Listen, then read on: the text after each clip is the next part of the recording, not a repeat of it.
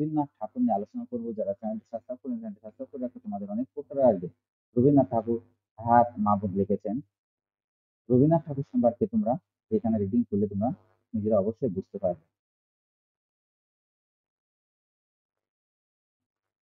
এই তোমরা অবশ্যই মনোযোগ সহকারে পড়বে এবং পড়লে নিজেরা বুঝতে পারবে।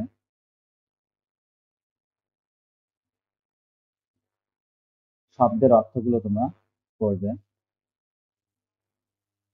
পড়ে কি বুঝলাম? রবীন্দ্রনাথ রচনার ভিত্তিতে নিচে কয়েকটি প্রশ্ন দেওয়া আছে।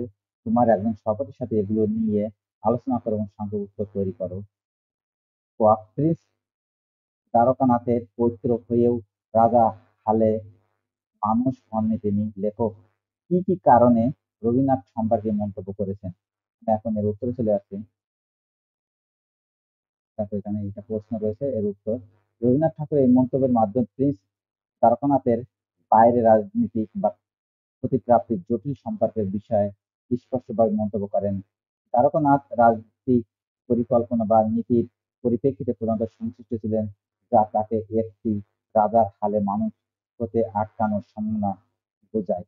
তার মধ্যে রাজার সংবাদ বা বিচার আচরণে নিজেকে মানুষ হিসেবে প্রকাশ করা হতো না, বরং এটি রাজনৈতিক বা প্রবাল্যর বিষয় হতো। এই সম্পর্কে রবীন্দ্রনাথ এই মন্তব্য করেছেন যাতে প্রিন্স দ্বারকানাথের রাজনৈতিক পরিকল্পনা বা ক্ষতিপ্রাপ্তির অবস্থা থেকে তার নিজের চরিত্র এবং আচরণের বিষয়ে ভুল ধারণা না গড়া হয়। আশা করি তোমরা এটি বুঝতে পেরেছ। 6 নম্বর, রবীন্দ্রনাথের কোন কাজগুলো করতে ভালো লাগতো এবং কেন ভালো লাগতো? আমি এখন এর উত্তরে চলে আসছি। রবীন্দ্রনাথের কিছু কাজ যেগুলো মানুষের মধ্যে ভালো প্রতিক্রিয়া উৎপন্ন করে তা হলো: 1. কবিতা রচনা। রবীন্দ্রনাথের কবিতা মানুষের মধ্যে ভালো প্রতিক্রিয়া উৎপন্ন করে, কারণ এগুলো মানব জীবনের বিভিন্ন দিক এবং আয়ত্ততা নিয়ে কথা বলে। তার কবিতা মানুষের ভাবনা এবং সমস্যার প্রতি সহজবোধ্যভাবে প্রতিক্রিয়া উৎপন্ন করে। 2. গীত সংলাপ। রবীন্দ্রনাথের গান অনেকের মধ্যে মানসিক শান্তি ও উৎসাহ তৈরি করে। তার গীতের ভাবনা, সুরের সৌন্দর্য এবং গভীর বার্তা মানুষের হৃদয়ে ভালো প্রতিক্রিয়া উৎপন্ন করে, অবশ্যই উৎপন্ন হবে। 3. উপন্যাস রচনা। রবীন্দ্রনাথের উপন্যাসে মানুষের মধ্যে নতুন ধারণা তৈরি করে এবং জীবনের প্রতি নজর নিয়ে বিচার করা শেখায়। তার উপন্যাস মানুষের চরিত্র, সমাজ, ধর্ম, রাজনীতি ইত্যাদি সম্পর্কে চিন্তা করার উদ্দীপনা দেয়।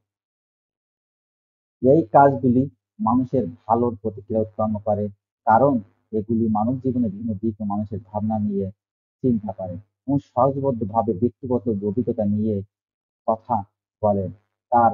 তারা সাধারণত মানুষের মধ্যে প্রতিক্রিয়ায় আত্মবিশ্বাস, এটা হবে আত্মবিশ্বাস এবং সুস্থ বোধ উৎপন্ন করে। এটা হলো উৎপন্ন। আশা করি তোমরা এটি বুঝতে পেরেছ। 1 নম্বরে, রবীন্দ্রনাথ রচনার বেশ কিছু বিষয় বিবরণ আছে। এর মধ্যে থেকে যে কোনো 2টি বিষয়ের বিবরণ সংক্ষেপে তোমার নিজের ভাষায় লেখো। আমি এখন এর উত্তরে চলে আসছি। রবীন্দ্রনাথের রচনার একটি মূল বিষয় হলো মানবতা ও মানবিকতা।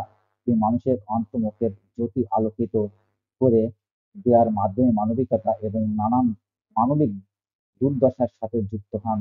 তার রচনাগুলোর মধ্যে প্রকৃতির সমৃদ্ধতা এবং মানুষের আত্মবিশ্বাসের বিষয়ে অনেক বক্তব্য রয়েছে।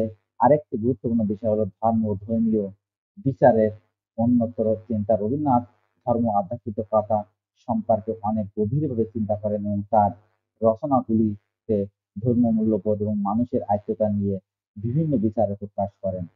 আশা করি তোমরা এটি বুঝতে পেরেছ। তাহলে আজ এই পর্যন্ত। Thank you everyone.